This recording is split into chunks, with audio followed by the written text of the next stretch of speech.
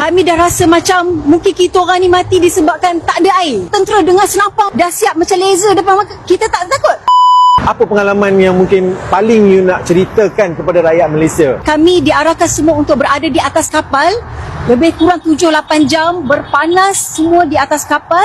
Dan apabila sampai di darat, tentera-tentera mereka memang sangat jahat, sangat kejam. Kami diikat tangan bukan di depan, tapi dekat belakang entah berapa jam. Dan selepas itu kita tidak dapat lagi minum dan juga makan. Kami dah rasa macam mungkin kita orang ni mati disebabkan tak ada air. Dan bila kita minta, saya bercakap dengan judges, bagi kami sangat-sangat dehydrated dan mereka ignore sahaja. Dan kami tidak ada pilihan, kami minum air tandas. Dia tanya satu soalan ni, dia kata, kenapa kamu nak pergi Gaza? Saya pun jawablah, sebab nak memberi bantuan. Dia kata, kau nak bagi bantuan apa? Bantuan makanan. Dan dia cakap, kau buat apa datang ramai-ramai sini nak bagi makanan? Lepas tu saya cakap, to educate the world. Selepas dia dengar perkataan tu, dia dengan pandangan yang sangat sinis, dia kata, welcome to jail.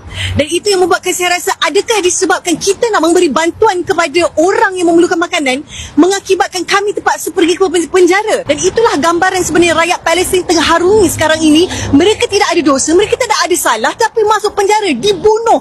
Dan benda ini dunia perlu tahu sebenarnya. Ya Allah, kami baru rasa secebis je daripada apa orang Gaza rasa. Kami baru tak minum 2 hari, kami rasa macam nak mati dah.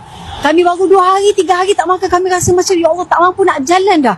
Macam mana orang Gaza yang lalu lagi brutal, lagi dahsyat ya Allah. Ya Allah bantulah mereka. Itu buat saya sedih. Lepas tu waktu tu mungkin orang-orang daripada negara-negara lain terperasan tau. Dia kata, are you okay? Cakap, I'm okay but I'm thinking of Gaza. Keadaan dia macam mana? Lepas tu seorang-seorang duduk dekat pintu menangis. Walaupun mereka ada yang Muslim, ada yang non-Muslim, tapi perjuangan untuk kemanusiaan ini adalah bersama. Dan mereka ada umur 78 tahun.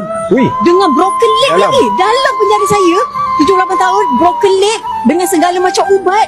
Lepas tu cakap, kita we will return back.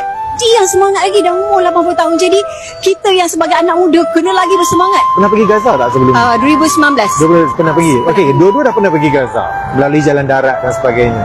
Kenapa nak kena ikut misi ni melalui jalan laut pula? Orang Gaza ni bila nampak kita ramai-ramai ikut jalan laut, apa perasaan mereka?